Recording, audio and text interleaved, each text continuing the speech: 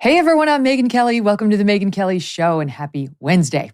We've got a hot show lined up for you today. In just a bit, we're going to break down the settlement which happened just after we went off the air yesterday between Fox News and Dominion. So I got my wish. I did not want this thing to be tried through for very good journalistic reasons. And I think it was a great result for Dominion. I think it was the right result for Fox, given where they were. And it was the wrong result for Nerd Prom. Nerd Prom's sad. Nerd Prom doesn't get to spend the next 6 weeks writing about the cool kids at Fox News. Brian Stelter.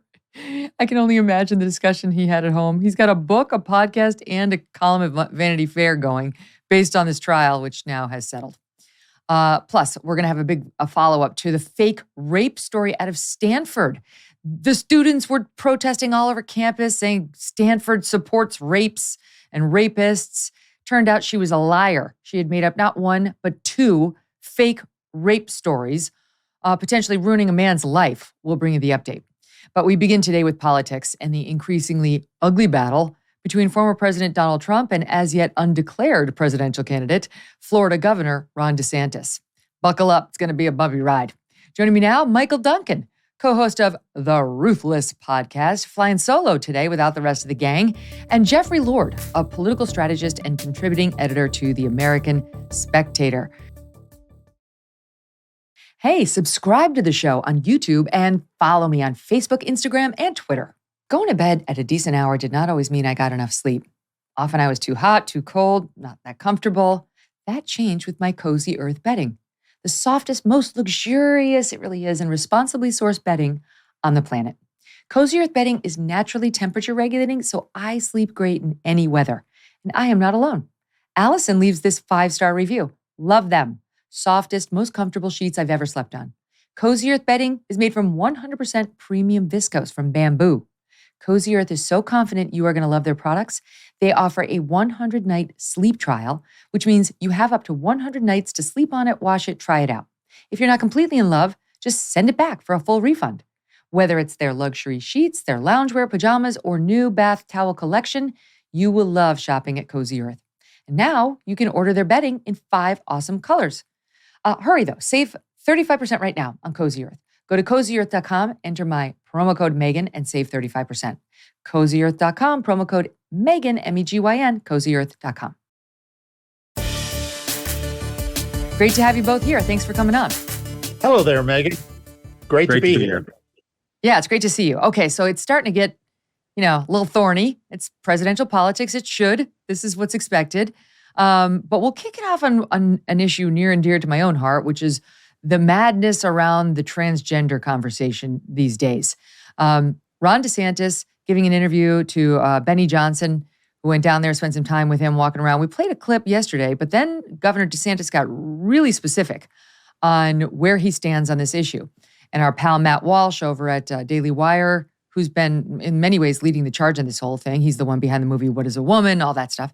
He loved this clip. He loves DeSantis. And he was saying, no other candidate has come close to being this direct on this issue. Let's play it. Shot one. Some of this is, yes, it's taking away opportunities in athletics and some other stuff, and that's really, really important. But I think there's also just the issue of, are we going to be a society based on truth, or are we going to be a society based on deceit? And if you take a man and they dress up as a woman and you tell me I have to accept that they're a woman, then you're asking me to be complicit in a lie. And I just refuse to do that. Wow. Pretty extraordinary and right on the nose, like going beyond sports and women's locker rooms and all that. Before I bring you in, I'll just play the other side. Here's just a highlight reel of Donald Trump Jr., I think, is in here, and Donald Trump himself. And there's a little bit of DeSantis. It's just a mashup of the other guys, including a little DeSantis, and their prior positions on this. I don't give a shit, dude. If you're an adult and you want to be trans and you do it, great. Yeah. If you're happy, you're productive. I actually Forcing don't it on give the a shit. kids Like, I'm fairly liberal on the issue.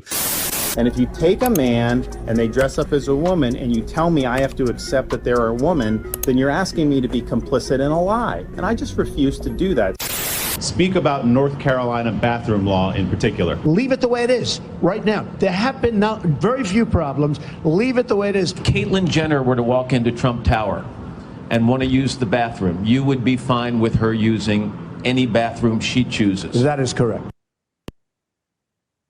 That was from David Reboy, who put it together. You can see some lines are being drawn.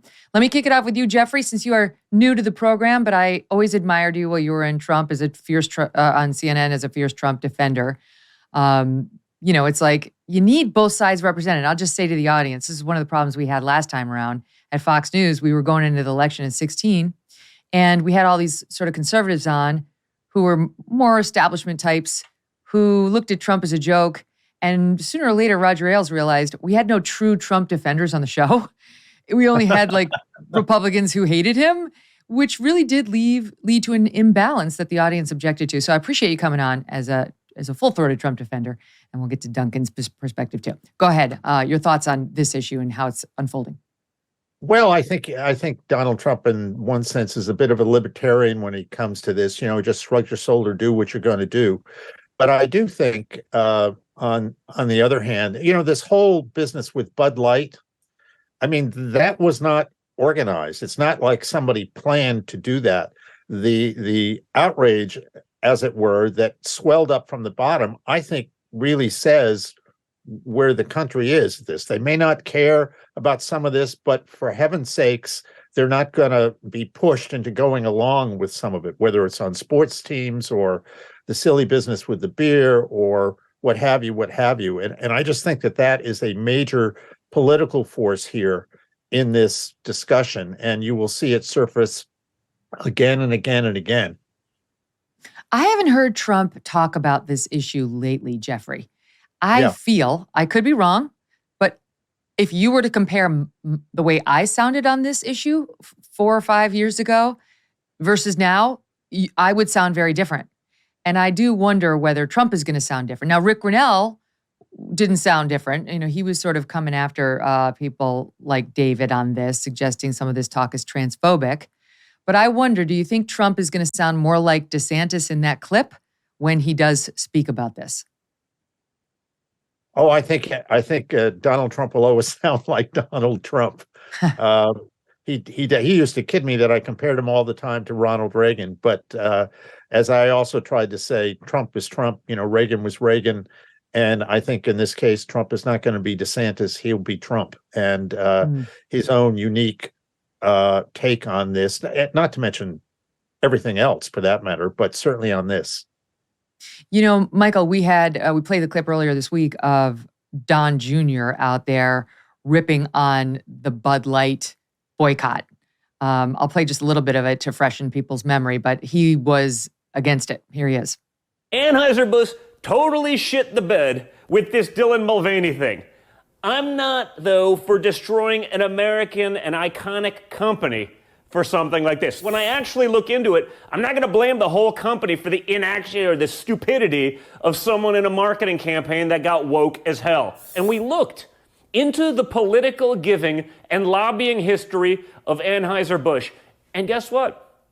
They actually support Republicans. In woke corporate America, Anheuser-Busch supports Republicans. And by the way, here's Ron DeSantis on the issue of Bud Light. I've ever seen it. Why would you want to drink Bud Light? I mean, honestly, that's like them rubbing our faces in it. And it's like these companies that do this, if they never have any response, they're just going to keep doing it. If you don't have conservative beer drinkers, you're going to feel that. And so, I think it's a righteous thing. Will we ever see you drinking a Bud Light again? No, I don't think so. Go ahead, Duncan. What do you make of it? Well, I think, number one, there's a particular irony of Team Trump, who has been attacking Ron DeSantis as sort of this globalist shill for the donor set, talking about how, Bud Light donates to Republicans, so we got to lay off them, right? Like there's something dissonant about that, number one. I mean, but then also, I think the Trump team has to decide whether they want to be a commentator about the issue of culture, or if they want to engage in the culture war itself. And, clearly Ron DeSantis has decided that he's going to be a culture warrior on this issue. In particular, it animates the base, not just because of women's sports or, the Dylan Mulvaney issue, but when it comes to kids, that's where I think, primary voters are going to be incredibly animated. And I think, also Donald Trump's clearly uncomfortable talking about these sort of culture issues. You saw it with the bathroom bill and that clip that you played earlier. And so what you'll see is he sort of retreats to commentator Trump. And I've talked about this a lot on the show, where instead of really engaging on the issue or the policy, he's talking to you like a guy on your couch, right?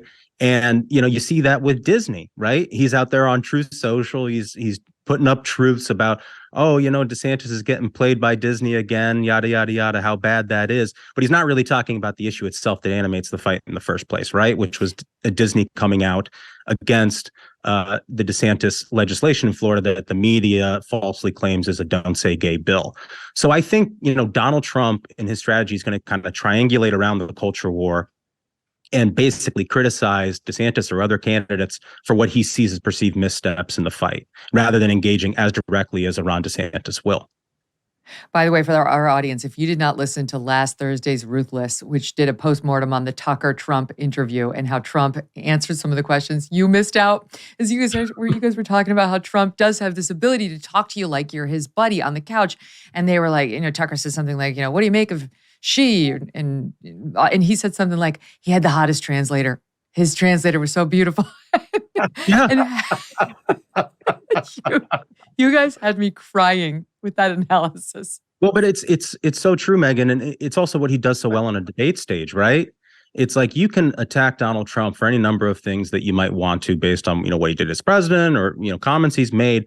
But what he's doing is he's having a meta conversation with the audience. And, half the time he's like, can you believe this guy? Can you believe this guy's attacking me? And it's effective. It really is. But this one is interesting. It really does for me, Jeffrey. But let me ask you, let me stay on this for a second, because this is interesting to me. I think this is going to be one of those issues that the GOP field, they're going to be divided on. You're going to have to pick a lane. Are you just in the sports, locker room, bathroom lane on women's rights and versus transgender rights? Because you do have to make a choice there. Or are you more in the Matt Walsh, Ron DeSantis field of, you can put on a dress all you want, doesn't make you a woman. That's not factual. That's a lie. I'm not going to say it. That's been a very controversial view. I think it's coming more into vogue. To me, that sounds more like a position the Republican Party would be saying at the presidential level. Transgender voters are a very, very small sliver of the populace, but the woke is a much larger sliver. But are the GOP going to try to go after the woke vote? I don't think so. And interestingly, when I think back about this, I've met Caitlyn Jenner but once, and you know where I met her? The Trump inaugural. Wow. In 2017. She was there. She was decidedly enthusiastic, and I just found it very interesting. So that may in itself tell you a tale about the future here. Caitlyn is like, poor Caitlyn has no army behind Caitlyn because, Caitlyn coming out as a woman was one thing. Caitlyn coming out as a Republican was the thing that absolutely devastated her friend base, her career. They completely turned on her. It's been absolutely nasty what they've done. And she's been an outspoken advocate of women's rights in sports and so on. She doesn't support all this nonsense. All right, let's talk about the ad wars that are now unfolding between the two guys. And of course, there are presidential candidates I should mention. Tim Scott appears to be getting ready to throw his hat in. Nikki Haley's already declared. Vivek Ramaswamy's declared. Asa Hutchinson. So we've got a few others out there. Correct me if I'm missing anybody. So DeSantis was reportedly spotted eating pudding with his fingers, unconfirmed and denied by Team DeSantis. But there was a report that he was spotted eating pudding with his fingers. I put this in the column of Mitt Romney putting the dog on the top of the car and Amy Klobuchar eating her salad with a comb. Like, why? Why would anybody do that? And is it true? So it's been denied, but Trump has put out an ad making the most of this report. Take a look. Ron DeSantis loves sticking his fingers where they don't belong. And we're not just talking about pudding. DeSantis has his dirty fingers all over senior entitlements, like cutting Medicare, slashing Social Security, even raising our retirement age. Tell Ron DeSantis to keep his pudding fingers off our money. Oh, and somebody get this man a spoon. Okay, so for the listening audience, you could see the fingers like sticking into the pudding and like shoving it in the man's mouth. It was not DeSantis. But Jeffrey, your take on that shot across the bow.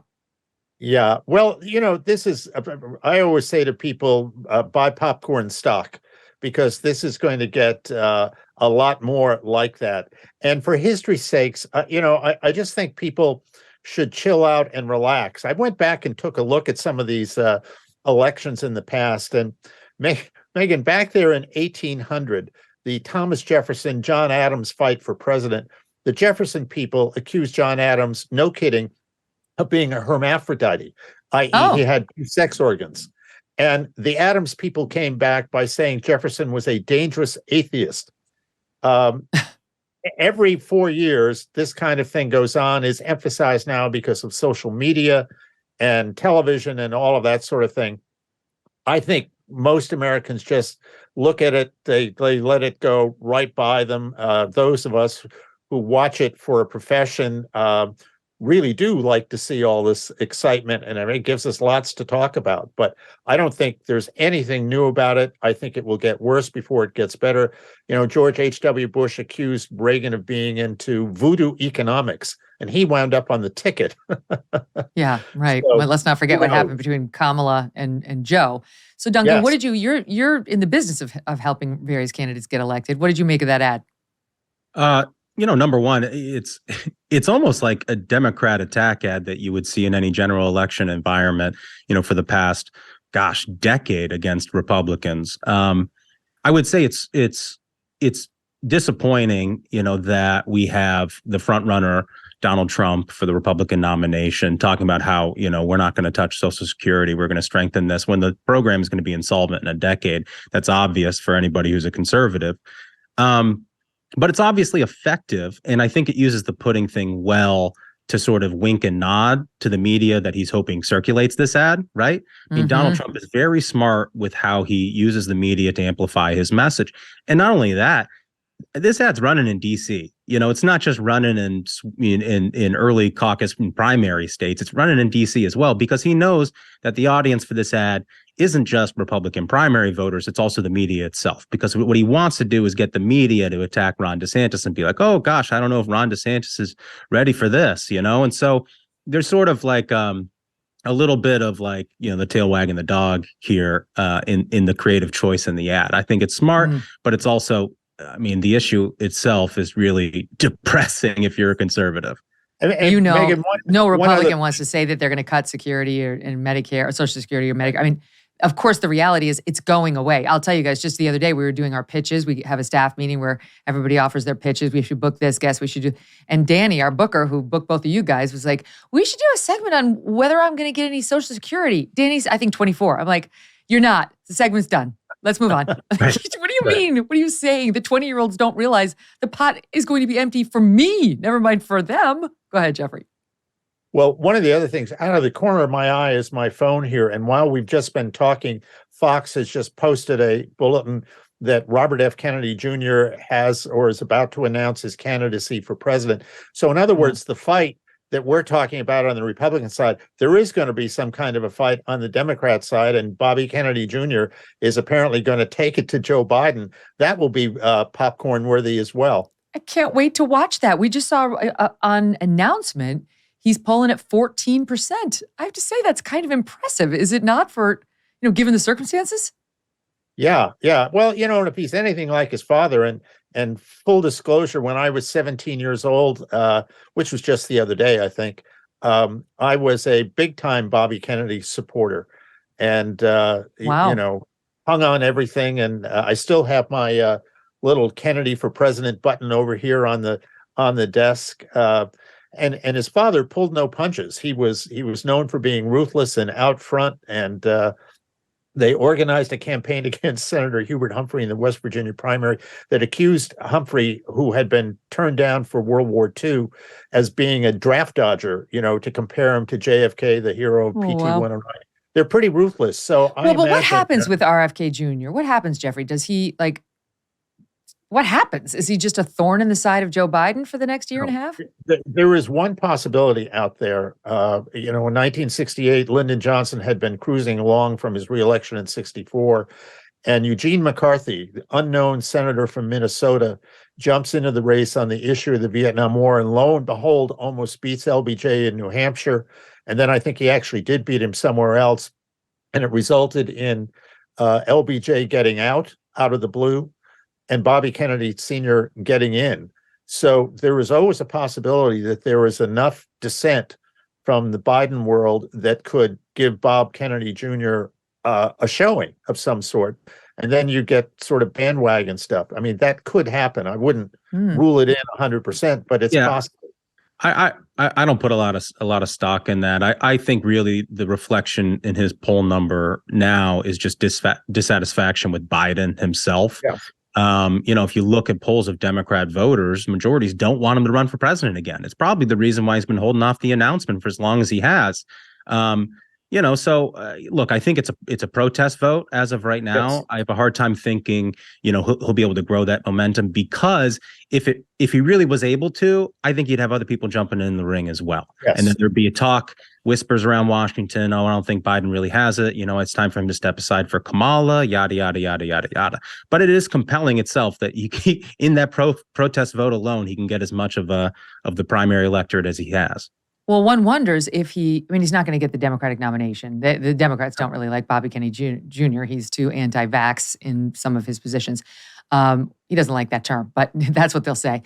The interesting thing about him is if he managed to run as a third party, he'd get GOP votes, a lot of them too, like a lot of them. He sounds more like a Republican on things like COVID and government overreach now than he does a Democrat, though I've asked him this repeatedly. He still considers himself a liberal Democrat, the traditional liberal, not what we have today. Yeah, but actually getting ballot access at the presidential level as an independent is notoriously difficult. I have a hard time believing he'd be able to, get the money behind a campaign like that to get ballot access. The last person to really do it successfully was Ross Perot, and he quit his campaign and then he came back and all of that sort of stuff. So, and that guy's a billionaire. So, I don't put a lot of stock in it, honestly. And the Kennedy money will not be behind Bobby Jr. They don't. Yeah, right. But I think Michael is right here that if he manages to do enough damage to Joe Biden, the instant question would be, well, it's not going to be Bob Kennedy and it's not going to be now Joe Biden. So what is Gavin Newsom doing? Or what is, fill in the blank major Democratic star doing? And I think that's when you could see a real change in the shift if he manages to do that kind of damage. And I think psychologically too, Jeffrey, to that point is the Democrats are still psychologically scarred from 2016 and that they let Hillary Clinton walk away with the nomination. You saw what Bernie Sanders was able to do in that primary. I don't think you'd end up in another situation where, the front runner candidate, Joe Biden, in the situation was as damaged as he could be, and they would just, circle the wagons for him. They would be too worried about electing Donald Trump again. Yes. Well, speaking of Joe Biden, he's misstep every day, some sort of verbal gaffe. The politicos of the world continue to celebrate. There was some ridiculous excerpt in I think it was Politico the other day, over there, he wasn't gaffe prone, he was charming. He wasn't losing it. He was entertaining.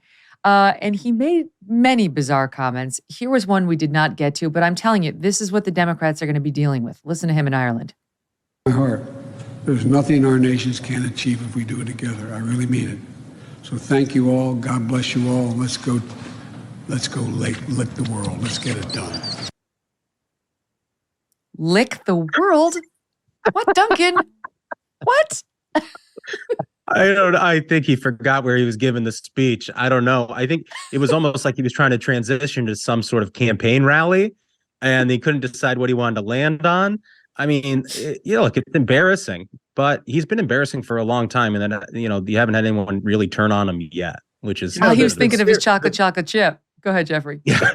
The serious part of that is, and I say this as somebody, my mom, God bless her, started to head down when she was about 96 with dementia, and I took care of her. She passed at 99. But watching her and dealing with her, taking care of her close up, I look at Joe Biden and I think there is a real problem here. And the thing about this kind of stuff is it gets worse. It doesn't get better. And it's not a fall off the cliff kind of thing. It's a gentle descent. And I think we are watching this in real time with him. And you never know when it's going to show up, whether it's Dr. Jill taking him by the hand and leading him in a certain direction, or God only knows, the Easter Bunny on that one occasion. He kind of wanders around, or he shakes hands with people that aren't there.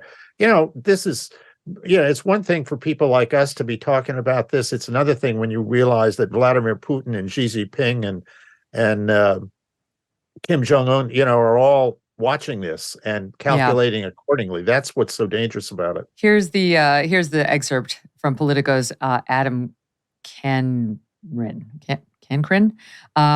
He wrote as follows, in part: "It was here in Ireland that the criticisms he faces at home seemed to fade away. His age didn't make him old. It provided him wisdom. His gaffes didn't make him shaky. They gave him charm." Wouldn't it be so helpful to have this kind of media behind you when you're running for president or president? It's absolutely incredible. I think the way I described it on the podcast was it was like, a sophomore in college writing home about their semester abroad, and that's just sort of the way the media treats them, unfortunately.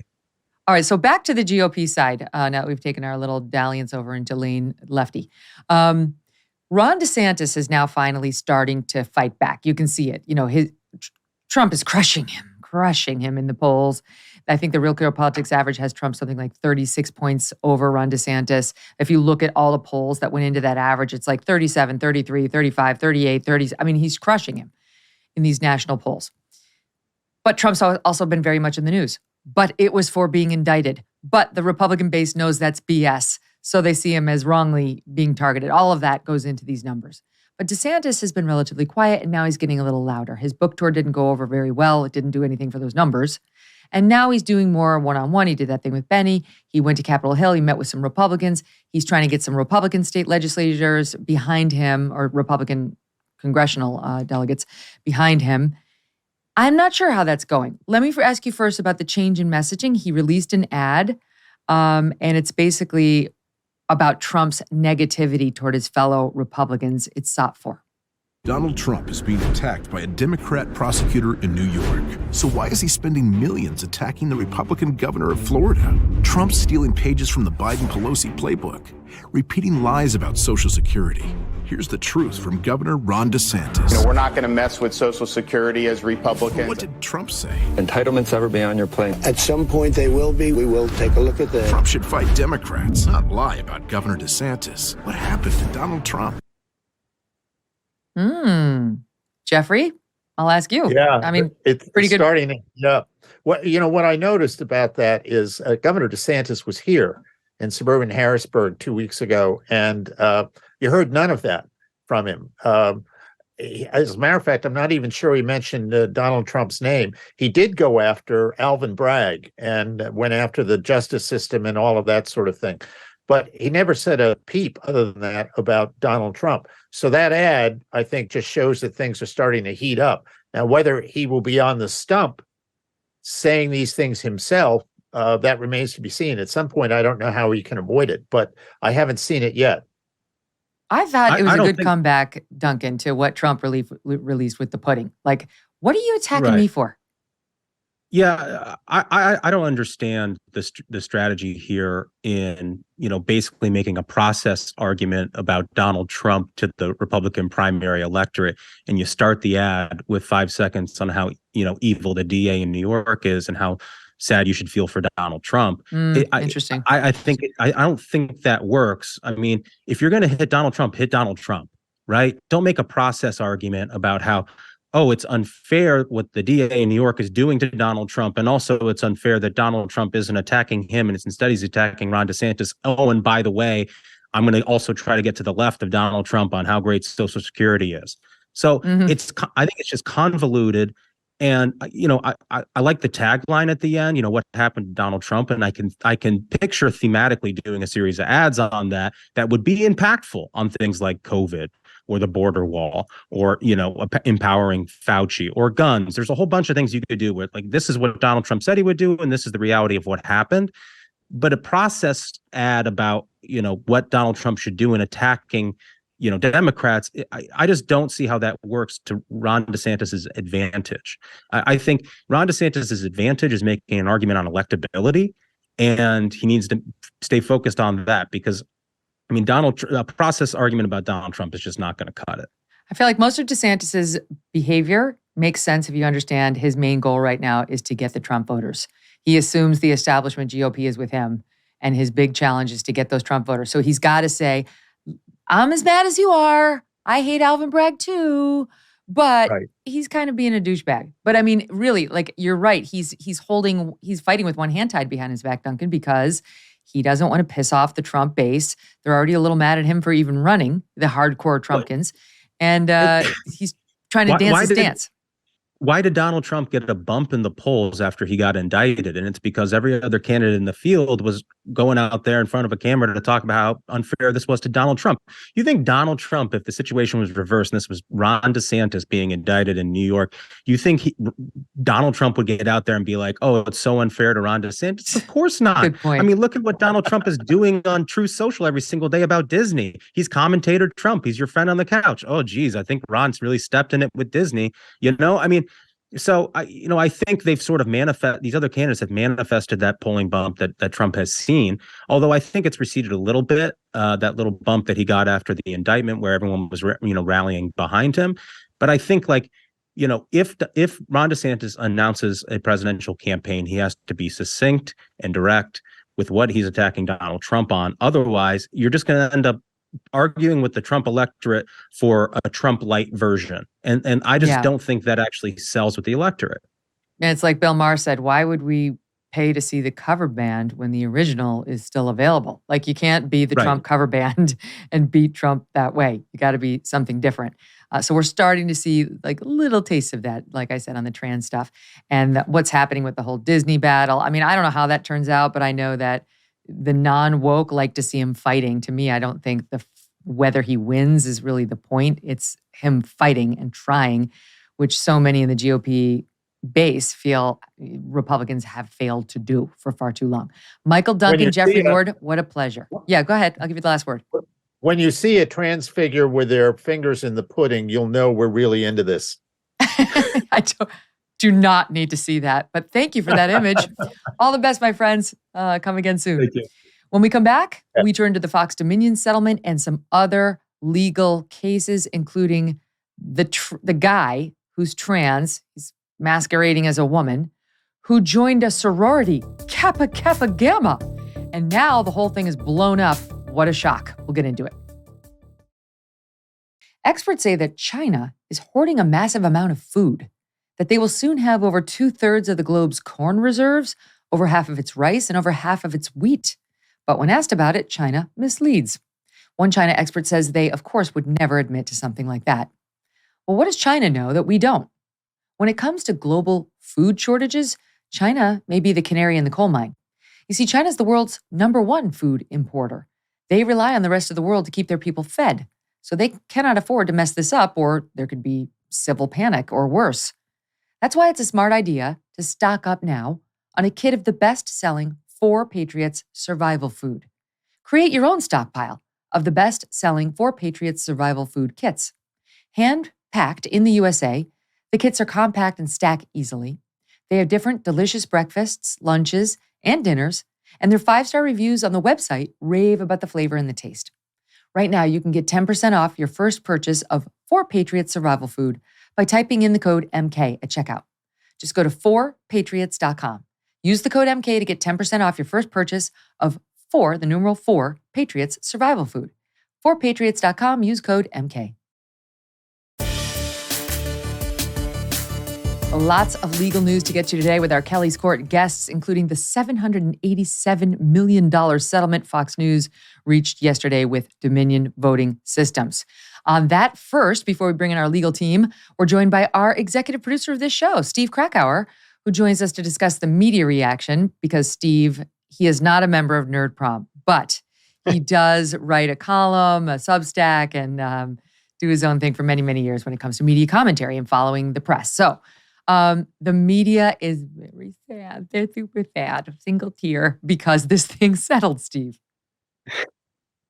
They are, yes. I think that there were two big takeaways for me when this came down about 4 p.m. Literally, they had selected the jury, they had selected the alternates, they took a little bit of a break, they were about to come back and do opening statements, and then boom, settlement hits, and all the people who are there in Delaware excited for their 6 weeks of bashing Fox will have to sadly go home and find something else to cover for that time and find another way to attack Fox, which they of course did, in the hours after, but it won't be able to last for so long. So yes, I think there are two big takeaways for me. First of all, yes, absolutely, the idea that the media doesn't get their punching bag here for the next 6 weeks, the embarrassing moments that may have come from the Tuckers and the Rupert Murdochs being on the stand, a little bit of what we saw with the text messages that have leaked out, but this would have been on much bigger scale. So they lose that aspect of it. But then, of course, is the number. $787 million is an enormous settlement. I saw someone like David Frum saying, oh, this was the second largest defamation verdict of all time in America. It's like, well, no, this was not a verdict, but it is obviously a large settlement that they came to. And you really break it down from November 8th until about when Tucker went on the air and tore Sidney Powell a new one 11 days later, there was massive confusion, chaos that was happening inside of Fox, as we know now. And for those 11 days, it will cost them $787 million, it seems. I've noticed that the media has quickly moved to, you forgot to mention, they're very upset there was no apology. The media is upset that Fox was not forced to apologize. It just shows what a stakeholder they are in embarrassing Fox.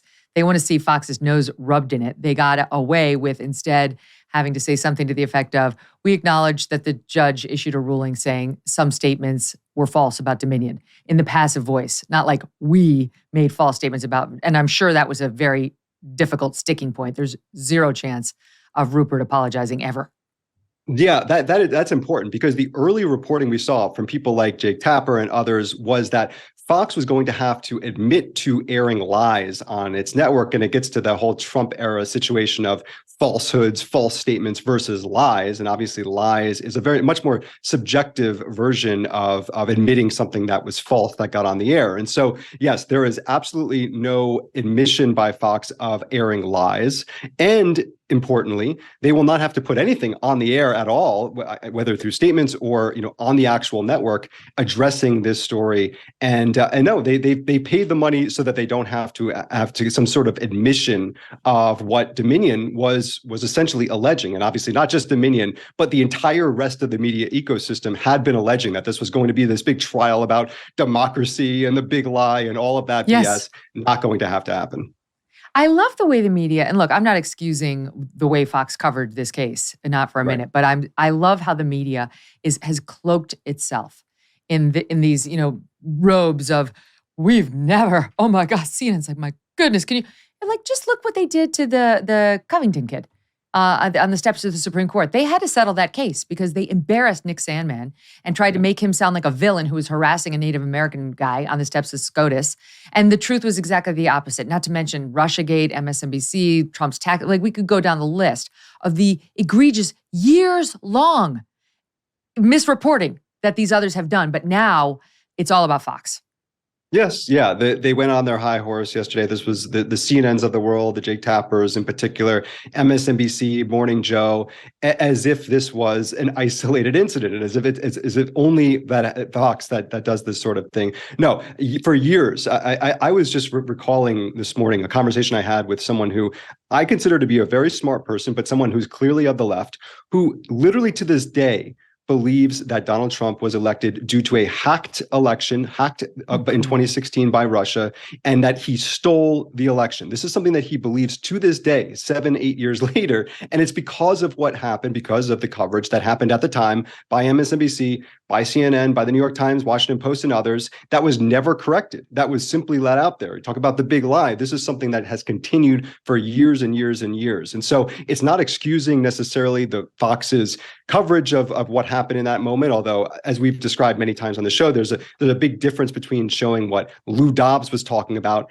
and the text messages that came out showing that people like Tucker Carlson did not believe that, and yet also did not platform that sort of language also. And so I think it's a lot more complicated, a lot more nuanced, obviously, than what the corporate media wants it to be. And it also allows them to attack Fox in a way that doesn't implicate themselves in a lot of what the problems we've seen with the press over these last 7-8 years. Well, that's the thing. So the most damaging thing for Fox already happened, which was the release of all the text messages, the private internal correspondence. And that was not a good development for Fox. Now, it hasn't changed the relationship between Fox and its audience. As we discussed yesterday, the trust has gone up. However, let's be honest, it has definitely changed the media's perception of Fox. I can speak to that personally. When I was there, the news division of Fox News was respected. It was. And it was the driving engine of the entire channel. And it was the reason why there was a begrudging respect for Fox, even though people didn't like it.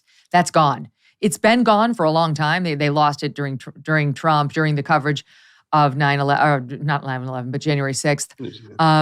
They lost it. But the release of these text messages was the final nail in the coffin. It's not respected at all by competitors who used to have to at least tip the hat to the news division. Yeah, I think that, we saw that, and we addressed this also yesterday a little bit with the Chris Steyerwalt and the Bill Salmon. That aspect of those text messages was more damaging in the internal side of how I think the broader media thinks about Fox and talks about Fox. Although, in a lot of ways, it feels like once 2015, once 2016 came, the divide between the Foxes of the world and the rest of the media became this giant gulf that is really representative, I think, of the Trump moment. And so, yes, there was a little bit of confirmation bias in a lot of ways by what we saw with those text messages. Certainly, internally among the media, those text messages and what happened with the news division and how it was, it really, after Arizona, I mean, they became the fall guy within Fox as well. But yeah, this is the kind of thing that they eat up. And as we talked about also, Tucker. Can I just say this? So yes, they loved it. And that's why Fox should have settled this early. That was the point I was driving to. Like, they should have settled it early. They could have easily settled it for $800 million back at the beginning. Dominion would have taken that. They never thought they'd get this much money. So earlier would have been better. But my point I was driving toward was, can you imagine if the text messages and internal emails and correspondence between the top anchors at CNN or at MSNBC and the executives there or the Today Show got released in the context of a big lawsuit or some other way? They would look terrible. That's why it's just so impossible to look at these people like, I'm shocked there's not a journalistic outfit, and say, okay, you should take a seat. Let the lawyers debate it. That's fine by me. But you, cable news anchors, just stop it. Yeah, on one level, I think that was why James O'Keefe, when he was at Project Veritas, released all these CNN internal 9 a.m. calls, the calls that I used to be on when I was at CNN, that Jeff Zucker led. And there was a real big nothing burger for me, because it only showed that all these people believe what they actually say. They actually think they're in this existential fight with Trump. I mean, it's ridiculous, but it's not like they're secretly saying, oh yeah, we know he's fine, but on the air we're going to portray it as something else. No, they bought into that full sale. So that's one side of it. But then the other one, the thing that bothers me the most about the criticism what the corporate press had over these text messages were the kinds of things about the business, people talking about the stock price or the loss of viewers. That is a real thing this is a business. Everyone who works at MSNBC or NBC or anywhere knows that. And it's a joke if they're going to try to say that the things that they do every single day is not about ratings, is not about the bottom line. It's a very much a part of this, as everyone in the business knows that. Yes, that is why the series they were trying to do with Van Jones, I can't remember what it was about. It was like homelessness or something. I can't remember. But that's why it's no longer on the air. That's because there's no audience for that crap. And sooner or later, the business realizes, I wanted to look good, but I want profits more, just as Netflix. That's why they had to stop going so woke. All right, Steve, thank you. Get back to your other job now. We're going to bring in the legal side of this story on this topic and many others. Our Kelly's Court panel, David Freiheit, lawyer and YouTuber, better known to his audience as Viva Frei, and Vinnie Politan, lawyer and lead anchor for Court TV. Guys, welcome back to the show. So what'd you make of the Fox News settlement, first of all, and then I'll ask you about its coming legal troubles, because that's the second page the media has turned to. Like, don't be too disappointed they settled, because Smartmatic has still got its lawsuit. Let me start with you on it, Viva. I was going to say start with Vinnie. I'll start with Vinnie. I will. Go ahead, Vinnie. Well, this is why Court TV rarely covers civil cases, because it's about money and it's a constant negotiation, and they settle. So while everyone, and this was fascinating listening to you, Steve, talk about this, how people were making this lawsuit about something more. No, it's a civil lawsuit. It was about money. It was one side trying to see how much they could get, the other side seeing how little they could pay, and what was it worth for one side to make it go away. What was it worth for the other side to all of a sudden get all this money that they wouldn't have gotten otherwise? So the big legal takeaway from this is what we should learn is in civil cases, it's always, except in Johnny Depp's trial, it's always about the money. Yeah. There was a Stelter tweet that says, you could argue that Dominion wins, but the public loses. The people relishing in Fox News as the fake news, as though CNN didn't do the Sandman thing, Time Magazine with the Martin Luther King, all of these, Trump removing the Martin Luther King bust from the White House. This is such a disgusting self-congratulatory lap that all the other media are running. But Vinnie says it's about the money. Typically it is, which is why I don't understand how they possibly settled for nearly $800 million. I saw the news and I said, this has to be inaccurate. Who on earth settles for 50 cents of the claim the night before trial when a lot of damaging information has already come out, when your risk at a trial is only 2xing your guaranteed settlement, and then you abandon your appealing of the summary judgment that they just got, you abandon your leverage about dragging this out for years and years and years. The quantum doesn't make sense to me. The timing makes perfect sense, but my goodness, settling for 50 cents on the dollar of the claim and abandoning all of your other legal recourse, which you would have used as leverage to further negotiate. I don't want to get too conspiratorial, but there has to be something else at play here, like really damning stuff that Murdoch et al. Didn't want to be revealed, or some mutual interest that they're both going to have in agreeing to such a monumental settlement. But it's a terrible precedent as far as I'm concerned, regardless. I don't think they like their chances on appeal as much as they were saying publicly. I mean, I don't understand that theory. Like Keith Olbermann was saying, not something identical, but something similar yesterday, Vinny. He was saying, I was convinced there was a new, worse email that prompted a Fox offer to settle that Dominion has now accepted. In civil litigation, you have discovery. You have all your evidence. It's not a big surprise when you go to trial. You're not allowed surprises. You know exactly what you have and what the other side has, and maybe there's some surprise rebuttal witness or something like that. But like, there would not be a new email at this point in the proceedings unless something had gone really, really wrong.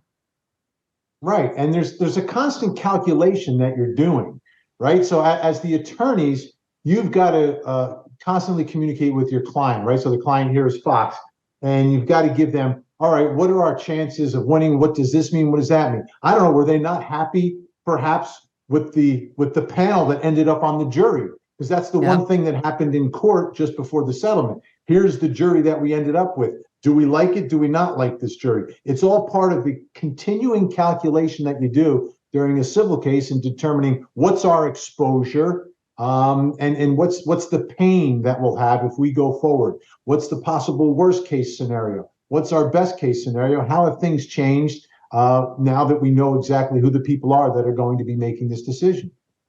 In watching Fox from the outside and the inside over the years, my general feeling is they will fight to the bitter end. They will be absolute pricks about it. They will scare you to within an inch of your life. But then in the last minute, they will pay up. They don't actually want their biggest stars, their biggest executives taking the stand in front of a Delaware jury. This is not Texas. So right. I think it was a smart move to not put this case in the hands of that Delaware jury. And I know $800 million is a lot, Viva, but it's Rupert Murdoch. He's literally one of the richest men in the world. This is a rounding error. Well, I made a face earlier because if I'm agreeing with Keith Olbermann, then I'm going to start questioning my own existence. But the $800 million is a lot, which is why typically the settlements hedge your bets. They mitigate your risks. When you're agreeing to pay 50 cents on the dollar, guaranteed, no appeal, no further leveraging. If you can afford 800 million, take it to trial and take your chances on a verdict. But and you say like maybe there was. But more your damning stars, stuff. your biggest stars, all your top executives have to take the stand. Agreed, but if that was the rationale, then they should have settled this before the discoveries when the damaging information already came out. Yes. I mean, if anything, according as far as I'm concerned, they could have attenuated their bad depositions and their bad discoveries on the stand and said, "Yeah, we thought Sidney Powell was crazy, but that's my personal opinion. We were just reporting the news." They could have attenuated their bad discoveries. Go ahead, Vinny. I think though the real problem here is the reality, right? Like reality check for the client, right? The beginning, like, oh, we're going to fight this. We can win this. You start losing the legal motions. You see which way things are going with the judge. You're seeing how things are playing out. Then there's the PR aspect of it, right? That Fox has to take into consideration. But this is like the moment, right? The trial's about to start. Once the trial things get starts, hinky. Now things get really real. Yeah, and you're like, I can see where it's going. Let's cut the losses. 800's a lot to us, but it's not that much to Rupert or to Fox. Okay, stand by. We're going to get to that trans case and many others next. Going to bed at a decent hour did not always mean I got enough sleep. Often I was too hot, too cold, not that comfortable. That changed with my Cozy Earth bedding. The softest, most luxurious, it really is, and responsibly sourced bedding on the planet. Cozy Earth bedding is naturally temperature regulating, so I sleep great in any weather. And I am not alone. Allison leaves this 5-star review. Love them. Softest, most comfortable sheets I've ever slept on. Cozy Earth bedding is made from 100% premium viscose from bamboo. Cozy Earth is so confident you are going to love their products. They offer a 100-night sleep trial, which means you have up to 100 nights to sleep on it, wash it, try it out. If you're not completely in love, just send it back for a full refund. Whether it's their luxury sheets, their loungewear, pajamas, or new bath towel collection, you will love shopping at Cozy Earth. And now you can order their bedding in 5 awesome colors. Hurry though, save 35% right now on Cozy Earth. Go to CozyEarth.com, enter my promo code Megyn, and save 35%. CozyEarth.com, promo code Megyn, MEGYN, CozyEarth.com.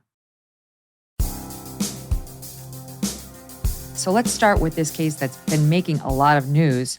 It's gotten the attention of Tucker Carlson, among others, and it involves a man down in Texas. I'll try to find my first page of this. Stand by. Okay, here it is. Daniel Perry, 33-year-old white man, has been convicted of murder in connection with his shooting of a man named Garrett Foster, 28, also white. Okay, so both guys are white, but Garrett Foster was a white man who was a BLM protester. And they encountered one another when Daniel Perry's car found itself in the middle of a BLM protest. And Foster came over to the window, the driver's side window. Some sort of a confrontation or words were exchanged. And Daniel Perry, the 33-year-old, shot and killed Garrett Foster, the 28-year-old white man. He was in Austin, Texas. That's where the rally was happening. And he's just been found guilty by a jury. All right, well, might not get your attention. But now there's a big push immediately to have him pardoned. And Governor Greg Abbott has taken this on before there's even been a sentencing. Governor Greg Abbott has personally taken this on and said, do we have sound from him? I can't remember what we got, or it's just a tweet. No, okay, so he said, quote, in a tweet, "I am working as swiftly as Texas law allows regarding the pardon of Sergeant Perry. Texas has one of the strongest stand your ground laws of self-defense that cannot be nullified by a jury or a progressive district attorney. However, he can't just do it with his pen. He's got to get the Texas Board of Pardons and Parole to recommend the pardon before he can sign off on it. But after he took this stance, after I think Tucker did a segment on it, and it got a lot of attention, all these texts of the accused murderer were released, and they do not reflect well on Mr. Perry. So we'll get into all of it. Viva, I could see you wanted to say something in my description of the case. Go ahead. Yeah, I think maybe one critical element you missed is that the victim, the person who was shot dead, was open carrying an AK-47 when that's a big one. When he confronted Perry in the car. And as per Perry's testimony, it looked like he had the barrel raised, not aimed. That was a little discrepancy in the evidence at the trial, but pointed or lifted in the general direction of Daniel Perry, who then fired 5 shots. But yeah, the open carry is the determinant element here as to who provoked who. It's an interesting story. I followed a bit of the trial, and I've gotten into debate on Twitter with another lawyer, Branca, who's a self-defense lawyer, who seems to be, and he's relatively convinced that this was not self-defense. and is challenging people's perceptions of that. I happen to disagree with the judgment, but it is difficult to say, well, I didn't hear the evidence, I wasn't the jury, but I am of the opinion that, if you take a wrong turn, or even if you turn deliberately and your car is swarmed and encircled by protesters, one of whom is carrying a weapon that Perry said I didn't want to give him time to aim, but he said that it was pointed in a potentially threatening manner. Everybody here is playing stupid games, and this is how tragedies happen, but there's a lot of inverted comparisons that you can make to the Rittenhouse case, where Rittenhouse crossed state lines with a weapon, was open carrying, and he was public enemy number one. And here, the same circumstance, the person who ends up getting shot and killed is public victim number one. So it's a lot of some double standards here. This guy who got shot and killed, Vinnie, this Garrett Foster, was there in like the Kevlar vest. He was dressed like he was going to war, this guy. So it's hard to believe that he was just out there for a little stroll, holding up a little placard, BLM. He had the Kevlar, he had the AK-47. How did you even get your hands on that? Hello? That's the gun that all the people who want to take the guns away think everybody's running around with, but really they're not. This guy had it. And this guy who's, they're both veterans in the car, you see that coming at you? I can understand his fear. However, the prosecution argued he was intentionally putting himself in the midst of this so-called protest, Vinnie. Yeah, I think that's a key factor, right? Because in a self-defense case, what I've seen at Court TV, and we've covered a lot of them, and we've covered a lot of not guilties, including the Kyle Rittenhouse case. One distinguishing factor in the Kyle Rittenhouse case was video of everything that happened. And it was very compelling video. It was video, it was audio of everything that was happening that night, painted a much different picture than was painted by the media of what actually happened in the Rittenhouse case. This one now, you're relying upon witness testimony, and every witness in this whole thing obviously has some level of an agenda in the way they're going to see something, right? If you're at a protest, you have a perspective. You're there for a reason. So at the end of the day, we put it in the hands of a jury, and the jury has to make a very tough call in self-defense. The Texas jury. The Texas jury. Texas jury, but are we in Austin, Texas, or are we in the regular Texas? Yeah, that's a good point. This is Austin, Texas. Okay, that's a good point. It's not real Texas. It's a different state. I've been there. It's a different state than the rest of Texas. The laws are the same, but the people who are applying the law to the facts of the case are much, much different. So, the prosecution wanted us to believe that this guy, that Perry, sped up his car, like in an attempt to mow down protesters. And then this guy Foster was trying to stand up for the fellow protesters, like, hey, what are you doing? And he had a partner or a spouse who was, his fiance, who's a quadruple paraplegic Black woman, the victim, Foster. That's his spouse. I don't know if she was right there with him, but the point, the prosecution tried to say the defendant, Perry, was, a hothead who gunned the engine, tried to drive into this group of protesters, and then Foster was trying to say, hey, what are you doing? But there was expert testimony there saying that the car did not speed up, that one expert testified that he was slowing down when his car entered the demonstration. So there was, a dispute on that. The jury wound up, they found against the defendant. So that matters because the Texas Stand Your Ground law, Viva, says as follows. It removes the duty to retreat before using deadly force if the person is in a place they have a right to be. He has that one. He is not engaged in criminal activity. That's also true. Even speeding up to get through a crowd of protesters, I don't know that you'd be charged with a crime. But here's the third one, and has not provoked his assailant. So the prosecution was trying to say, you did provoke. You provoked this confrontation, and you can't, so therefore stand your ground's not available to you. Yeah, and the basis of the provocation was allegedly turning his vehicle into the crowd to provoke them. The problem is this. Yes, a jury found a verdict of guilty, and it's the risk of when you go to court, and Fox News just avoided the risks of leaving things in the hand of a jury. The broader problem might be You leave things in the hands of a jury of a crime that possibly ought not have been prosecuted in the first place. You can't then wash your hands of this unjust prosecution just because of a verdict. A jury subsequently ratified the prosecution with which might be a questionable verdict. Yeah, they said, okay, he provoked the crowd. But for Rittenhouse, I'd say, who would provoke a man carrying an AK-47? Who would provoke BLM rioters? By the evidence, the expert evidence with which the jury heard and didn't retain, he wasn't speeding up, he was slowing down.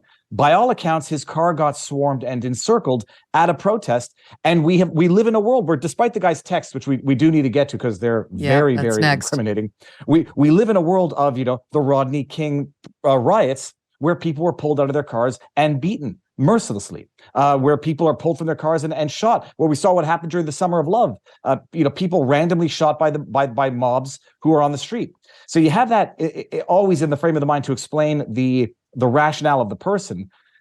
One has to reconcile all of this now, however, with these prior texts, Facebook messages, DMs, all right, we'll get to that. We'll get to that in 1 second. But here's the thing. Here's what troubles me. So the Foster's family has a civil attorney who said, what is Governor Abbott doing? Talking about a pardon. We haven't even had the sentencing phase yet, and never mind an appeal. And he said this turns the rule of law on its head. I totally agree with that. We cannot have governors stepping in before cases have even reached their finality to undo a jury verdict. Because if you may like it in this case because you're anti-BLM or you're pro, gun or whatever it is, you're not going to like it in the next one. Because if that's the power of the governor, if that's appropriate action by a governor, you know how many cases they're going to undo that you don't want to see undone? That's not the proper role for a pardon. And the jury had its say. The appellate process is there for a reason. So here's what happened. Abbott comes out, takes a strong stance, refers it to this parole board, went on April 10th. Fox News is playing on it too. Like, yeah, this is an unjust verdict. Then they release this guy, Perry, the defendant, his texts. And one exchange did get in front of the jury, but it sounds to me, and I haven't gone in depth on this, but it sounds to me like the judge limited what would get in front of the jury to just this, so it wouldn't be too unfairly prejudicial to the defendant. Mm-hmm. What was shown to the jury was 6 weeks prior to the shooting, Perry had privately discussed a similar situation that happened between a driver and a protester in Seattle. And he told a friend he had watched the video of a protester getting shot in Seattle after pulling someone out of a car. And Perry said, since that happened in Seattle, the gunman would probably go to prison. But if it were in Texas, he'd already be released. Okay, not great. The jury saw it. They did convict him. What wasn't shown to the jury, oh my God, was just all this crazy stuff. Perry often made racist comments. This is from the court filings. They were released by the Travis County judge, unsealed by the Travis County judge. Often made racist comments, regularly made clear his desire to kill protesters in the months leading up to Foster's death, according to social media posts and texts contained. They say a newly unsealed court document. So I suppose, guys, it is possible the jury saw this and just we didn't see it. I don't know the answer. In a Facebook message from May 2020, just weeks before the shooting, Perry told a friend he might have to kill a few people who were rioting outside of his apartment. Then said, quote, I might go to Dallas to shoot looters. Said in a Facebook message 2 days later, no protesters go near me or my car. The other man replied, forgive me, audience, replied, can you catch me a Negro, daddy? And Perry responded, that's what I'm hoping. Again, the man he shot was white, but he was at a BLM protest and his fiancée was black and may or may not have been with him. He went on to say in another text message, the blacks are gathering up in a group. I think something's about to happen. I wonder if they will let me cut the ears off of people who've decided to commit suicide by me. Went on to compare the Black Lives Matter movement to a zoo full of monkeys. I could go on. It's deeply disturbing. And this is awful, but this is relevant. In April of 2020, he sent out a meme which included a photo of a woman holding her child's head under the water in the bath with the text, quote, when your daughter's first crush is a little Negro boy. So in other words, a white girl being with a black boy or, interracial relationships tick this guy off. And that's what his victim was in. Again, do not know. It's relevant to find out whether the fiancé was right by him. But the point is, here he is at a BLM riot and all those statements. My God, who would like to take it? I'll take I don't think that we can equate a white person killing a white person with as a hate crime, as a race. I don't see the relevance of that stuff. You can talk about general character, but it's clearly irrelevant for the jury in this instance. The piece that was allowed in front of the jury, I think, is a great issue on appeal. Whether or not just hearing that, my team is telling me the jury did not hear all that. I was right the first time. Right, all that stuff they didn't hear, but the one that they did hear, I don't even know if that was probative. It was more probative than prejudicial. I don't know what relevance it had. Talking about another situation involving someone else under different circumstances, where someone was pulled out of a car. So to me, it's the same analysis as the Rittenhouse case. Everyone trying to make Rittenhouse into a case about race and a hate crime, and I kept saying everybody was white. Everybody's white. In this case, everybody's white. So what are we talking about? What is the relevance of him being a racist? I get it's a BLM protest route, but the victim is not. He didn't go there and shoot someone of another race. It wasn't a hate crime. To me, all that sort of stuff is only relevant if you're charging someone with a hate crime. So whether it's part of his sentencing, I still don't think it should be. Well, but now we're talking about pardon. I see your point. I see why the judge kept it out from the jury. By the way, the wife was there. We just don't know if she was next to him. Pardon, now you're getting into politics, right? Politics. That's what when you talk about a pardon, it's not necessarily pure law. It's, does this guy deserve this extraordinary relief of the governor stepping in? Go ahead, Viva. I'll say two things, one of which, there's no defending the statements, period. In law, even a racist has the right to self-defense. And it's, it goes back to the other arguments of a felon in possession of an unlawful firearm still has the right to use that unlawful firearm for the purposes of self-defense. The racist text messages, etc., I imagine could only be relevant if they wanted to show some sort of animosity that he had for the victim because the victim is involved in an interracial marriage. As far as I know, or just at a BLM protest. True. As far as I know, that evidence wasn't deduced. The other text messages, which I could easily argue for the probative value, the relevance to set the frame of mind. This was somebody looking for a fight, not somebody who found himself in one. I can understand that, but again, it's not because he said stupid things or had even if we attribute it to ill intent prior, that he wasn't in a position at the current moment where he felt the need for legitimate self-defense and was entitled to it. When a mob. This is sort of like victim blaming, like, well, you shouldn't have been out at 2:00 in the morning. You shouldn't have been out at a BLM protest. And if you do that, when they swarm your car with one guy with an AK-47, you just have to take a beating, to quote Binger from the Rittenhouse case. It's definitely not, it's very bad. It makes it look terrible. It makes it politically more dangerous to defend publicly. You just have to bring it back to the evidence as to whether or not this should have been prosecuted in the first place, because there was evidence from the lead investigator that this was basically a political prosecution from the get-go, that the lead investigator said, we should not be prosecuting this. I don't think we should. And he had like 100 pages of his PowerPoint presentation or whatever it was removed from what was submitted to the grand jury. True, the jury heard from that expert and nonetheless convicted. It is nuance, but it gets really politically dirty when they start revealing those text messages, because they don't make it very popular to continue defending this guy, even if in law he might be you're right. making good points. And the other thing is, think about yourself in his position. Maybe he's doing some tough talk. Maybe he's saying, this is such bullshit, what's happening on these riots. If they tried that with me, they get a different result, putting the race stuff to the side. There could be that kind of tough talk. That wouldn't mean you'd actually go out there trying to provoke an encounter in which you could kill somebody. But if some guy comes up to your car in the midst of a BLM protest, riot, whatever you want to call it, with an AK-47, and these are military guys, they know that gun. It's not like me. Any big gun, I'd be scared. But an AK-47, and he's wearing the vest, neoprene, not Kevlar. I don't know the difference. I'd be scared too. Kevlar would have been would have been ballistic resistant to some extent, but of course you'd be scared. And then you have to get into the contradicting evidence that the defendant himself gave Perry, where he said he was pointing the gun at me, but then in some deposition or investigation, he said, I didn't want to give him a chance to aim. Yeah, look, you're in one of those situations where I understand that. Think about it, Viva. did he really have to show that the guy was pointing the gun right at him? It's like, you came over to my car, you confronted me, you got me to roll my window down, you were armed to the teeth, he also had a knife, you had an illegal weapon that could inflict mass damage in a split second, you had a mob of people, I had nothing, I was in shorts and a t-shirt and flip-flops. So yeah, I was where I had a right to be under the law, all those things. I don't, just so nobody says it, I don't think the gun was illegal. I think it was legal. And I think it was a legal open carry. What? But yeah, you're in a circumstance. AK-47s, those are not legal to carry around. What? Unless I'm mistaken, and maybe the crew could check this out in real time, I think that gun was lawfully owned and it was a legal open carry. But I'm open to being wrong because I'm not an expert on that stuff.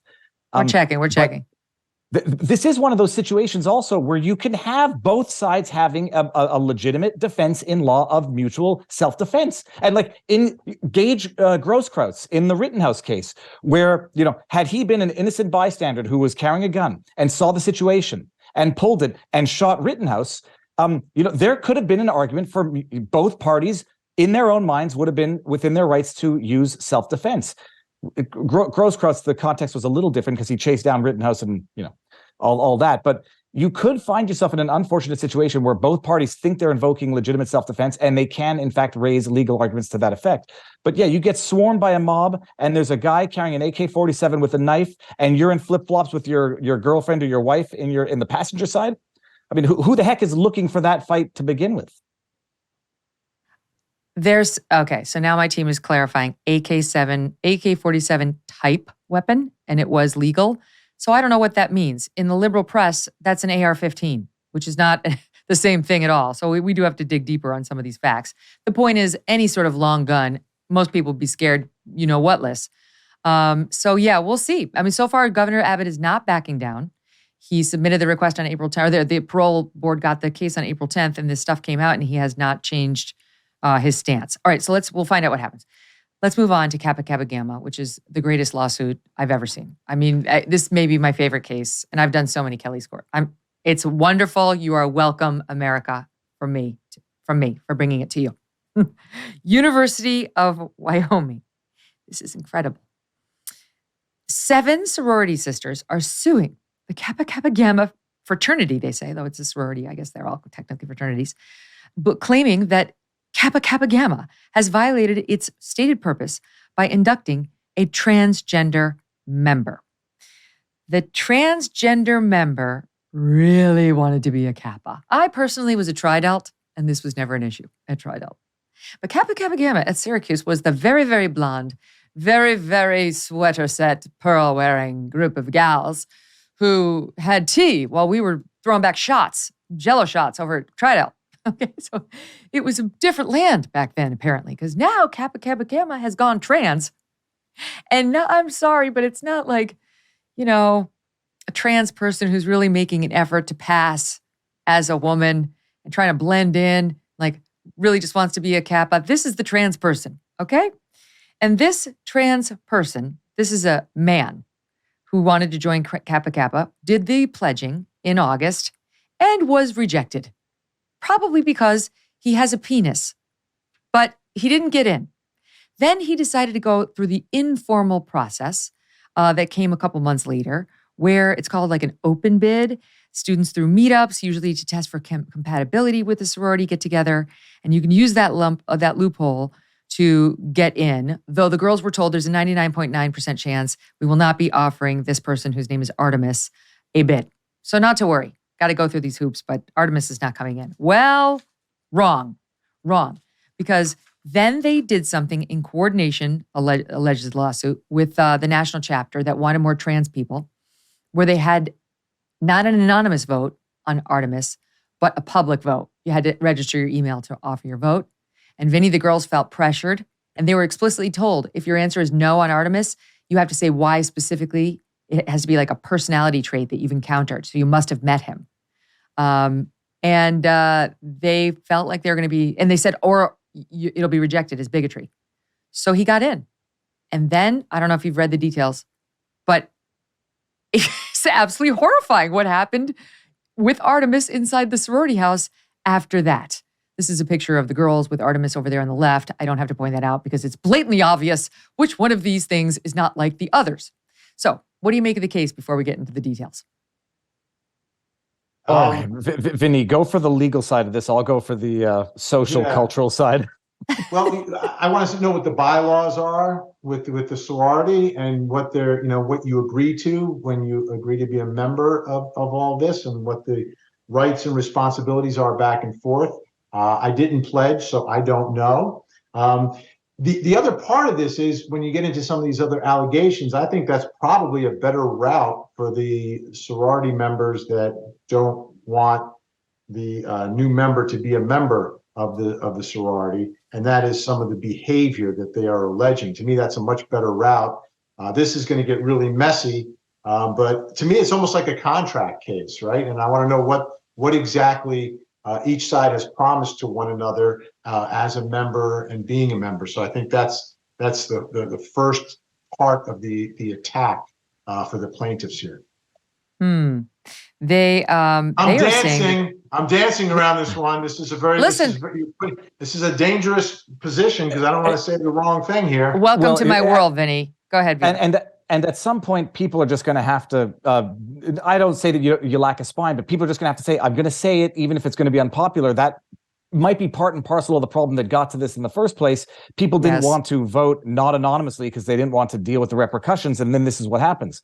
The bylaws, as far as I understand, it was a sorority set up for ladies. So this might be Ketanji Jackson Brown's like SCOTUS decision. Any lady. They use that. 1871 bylaws say any lady may become a candidate for membership who shall be of good moral character and above average talent. By the way, Artemis, not for nothing, has a 1.9 GPA. 1.9. So this might be the moment when Ketanji Jackson Brown gets that expert biologist on the stand at SCOTUS to say what a woman is. Like, what's a lady? What was a lady in 1870? It's a no-brainer what was intended by the bylaws. The behavioral side of it, because apparently, in addition to not meeting the scholastic criteria, the individual also would sit around watching the girls change, basically. This reminds me of the case up in Canada where you had this teacher who purported to be trans, wearing obscenely, ridiculously large prosthetic breasts in woodshop class. Story too. And I'm convinced that this is people trolling, and these are people who are trying to push the limits of push the limits of a tolerant society. Disagree. Sexual fetishes working themselves out on our children and our sorority sisters. That's what it's not a troll. That guy in Canada is a dude who takes off those enormous breasts. He was caught by Rebel News up there. It's the most unbelievable report I've ever seen. That 10 minutes by the Rebel News was spectacular. They chased him down. It's Kayla Lemieux without the enormous boobs. And he runs, and then the Rebel News reporter runs. They're farce. They all brave and demand their rights until it comes time to answer questions for their conduct. But a troll as to whether or not it's to push the limits, or a troll as in to push their fetishes, we're agreeing on the same principle, just different explanations. Yes. But it is. This is what happens when women who have been reluctant to be vocal about defending women's rights, in the name of tolerance, in the name of social media virtue signaling, sort of that type of currency, don't say anything, and then lo and behold, you now have to change in front of a biological male. It's like, Megyn, I've been saying this for a little while. 5 years ago, under the hashtag #MeToo movement, Jeffrey Rush was being canceled because he allegedly exposed himself to female members of crew on a film. And now you got Riley Gaines, you got these sorority girls here who are being compelled to undress in front of biological males. And they're being, in Riley Gaines' case, even physically assaulted by men while speaking up for women's rights. The world has gone absolutely topsy-turvy mad. And it takes a bit of courage and a bit of willingness to deal with the blowback, to say, I'm voting against it, and here's why, and I'm within my rights. And if you do it, I wish I had been in this sorority. I wish I had been in this. I would have walked right over Artemis and said, what the fuck are you doing with your hand down your pants? Get your hand out of your pants right now and get the hell out of this sorority right now before I call the police on your ass. You are 100% evicted from the sorority. The only question now is whether you're going to prison. That's it. All right, you're kicked out. I'm probably going to sue you. And my next call is going to be to 911. Get out. Here's what he did. The lawsuit accuses, allegedly, the lawsuit accuses him of sitting on the couch in the second floor common area, not studying, watching the women.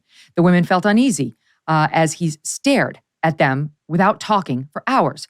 One sorority member walked down the hall to take a shower wearing only a towel. She felt an unsettling presence, turned, and saw Artemis watching her silently. The lawsuit alleges that Artemis behaved inappropriately around the sorority sisters on numerous occasions, including once when Artemis had an erection visible through his leggings. Other times, he had a pillow in his lap. Oh, I wonder what was going on beneath that pillow.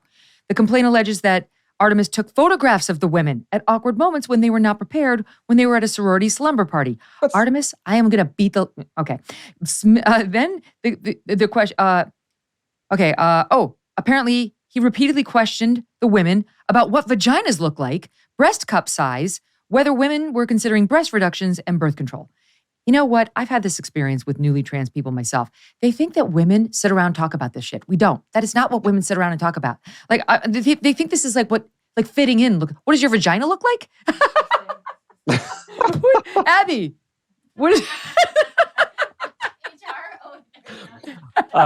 I'm afraid I cannot insane. partake in this. I can't partake in this portion of the conversation. But Megyn, you say I would have called the cops. If you're in Canada and you call the cops, like you saw what happened to Billboard Chris out in Vancouver, where he gets physically assaulted by a man and then the cop is there saying, "Well, you're wearing a billboard that says children can't consent to puberty blockers. That's provocation." I mean, you're not even sure to get justice from the police or the courts. It's what happens when the entire system has been captured by ideology.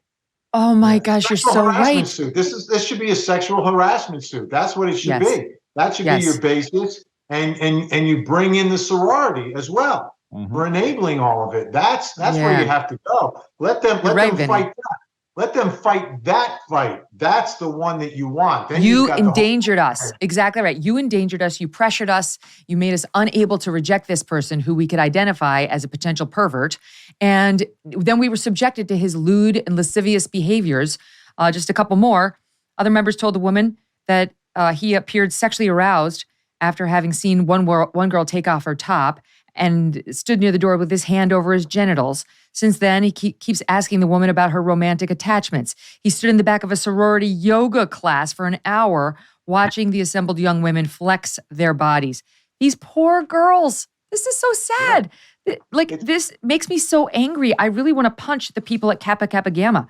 Never mind Artemis, who behaved absolutely disgustingly, and you're right, should be the subject of a lawsuit, but should 100% be kicked out. And by the way, guys, I'm told that now Artemis lives outside of the sorority house at the moment, but is slated to live at the sorority in the coming year and often stays there for meals and other secret sorority rituals and events. This is a nightmare. We reap what we sow. KKG is to blame. I don't blame the girls for suing. Go ahead.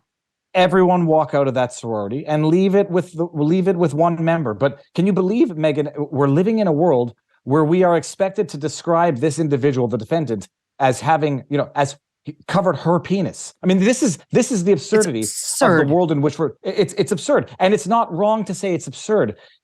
And people have to appreciate that. This is, it is an abuse of people's otherwise tolerant willingness to accommodate. And people have, it's not a question of violence or aggression or anything whatsoever. It's a question of basic justice. These entities were set up for a specific purpose in the first place. And now you have like the cases being revealed by James O'Keefe and OMG Media. Prisoners getting impregnated after trans prisoners are led into women's facilities. That's the question. Why. Yeah. Why did Artemis choose to pledge Kappa Kappa? How long has Artemis been a fake woman? Because we have videotape of Artemis 2 years ago in 2020 during the COVID pandemic on camera, right? 2020, what is it? 21? On camera with some panel discussing COVID. And Artemis looks and sounds very much like a man who's not trying to pose as a woman. Here's a bit of it. Communicating with friends, putting that, social network that you have from in-person to an online format would be extraordinarily beneficial. And I wish that I had developed that better. But living in a new environment, it was really difficult. Oh my God. This is not a woman. This isn't even really a trans person from the look of it. This to me, that what effort was made there? What suggests to you that this is a trans person? How did they let this person in Kappa Kappa Gamma? If we don't find our voices and start speaking up against this nonsense, we can kiss every woman's space goodbye. We can kiss women's rights goodbye. We can kiss sororities goodbye. We can take off our tops and our underwear and do our yoga in front of perverted men who just want to get off watching us till the cows come home. Stick your daughter in the sorority. Let them at her. Find your voices, ladies, and the men who support us. Otherwise, this is our future. I'm sorry. I'm done. I don't want to deal with this shit at Tri-Delt, at Kappa Kappa Gamma, in the women's locker room. You can be supportive of trans people and what they're going through without surrendering to this madness. It's exposing women to danger. And the whole reason why there were separate sports was to protect women.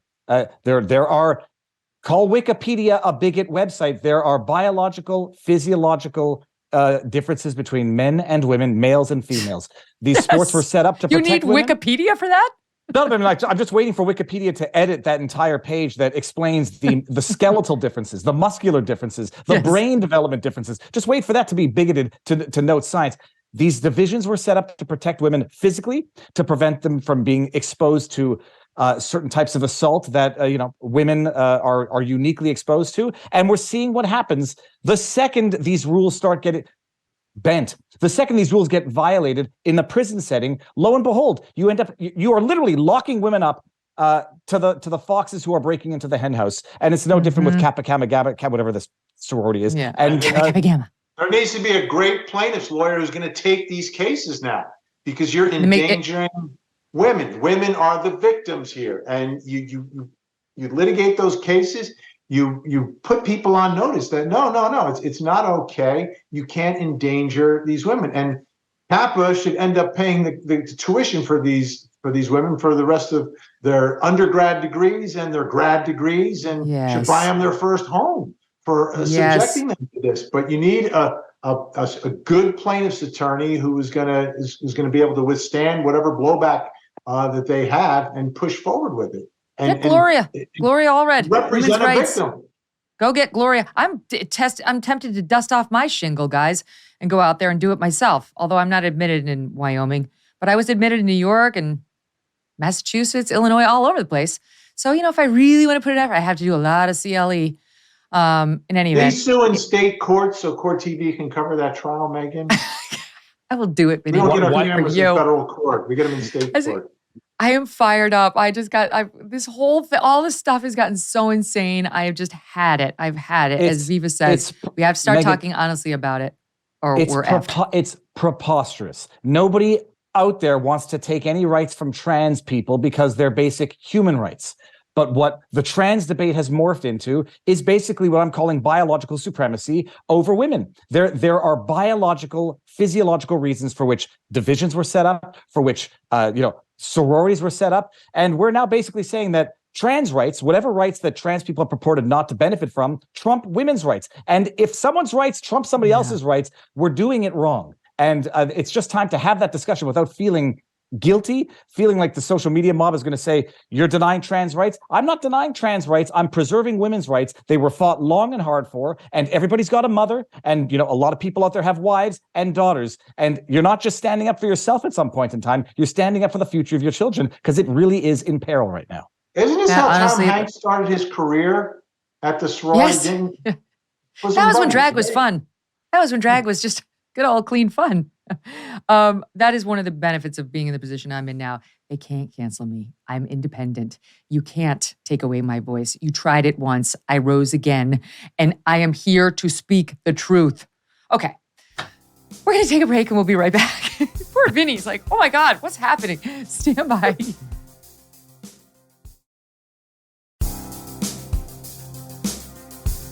Okay. There's a Kelly's Court update I want to get to in a second, but let me just kick it off with Alec Baldwin. He has requested that this wrongful death lawsuit filed against him be dismissed with prejudice. Now, the husband of Helena Hutchins, the cinematographer, sued him for wrongful death, or was going to, but they settled the case. Then Helena Hutchins' family sued him for wrongful death. And that is why, Viva, he's claiming it needs to be dismissed. He's saying, I already settled the wrongful death lawsuit, as I understand it. And they're saying that the plaintiff must be married to the decedent under California law in order to be compensated for wrongful death. Yeah, I don't know what the details of California law are on this. I mean, at some point you could get sensitive to the fact that you can't have every extended family member suing for the wrongful death of a family member, but the mother and the sister, if I'm going back to my criminal law in Canada, I'm pretty sure they can sue for loss of enjoyment of life. The fact that he settled with the husband is neither here nor there, but you got to give it to Alec. He's not afraid of taking the unpopular position that the lawsuit should be dismissed with prejudice because you weren't close to her anyhow, so no basis to sue. I don't exactly know the nuances of California law, but I'd be flabbergasted if the mother and sibling of someone who was wrongfully killed would not be able to sue civilly for wrongful death. And Maggie, there's another development. There's another development I think that is really, really bizarre. Alec has waived his right to be at his criminal preliminary hearing, which is coming up in May. And now he apparently has resumed filming the Rust movie. So weird. Movie where this shooting happened. So he can't be at his criminal preliminary hearing for shooting and killing the cinematographer during the filming of Rust because he is going to be filming Rust. That's bizarre. That was part of the settlement with the husband is that they have to finish shooting the film. I actually made the prediction that they were never going to resume filming despite their agreement because of the criminal charges that were looming. The whole situation is utterly bizarre, but as far as I understand, like settling with the husband is not going to eliminate potential lawsuits from others who have claims against Alec.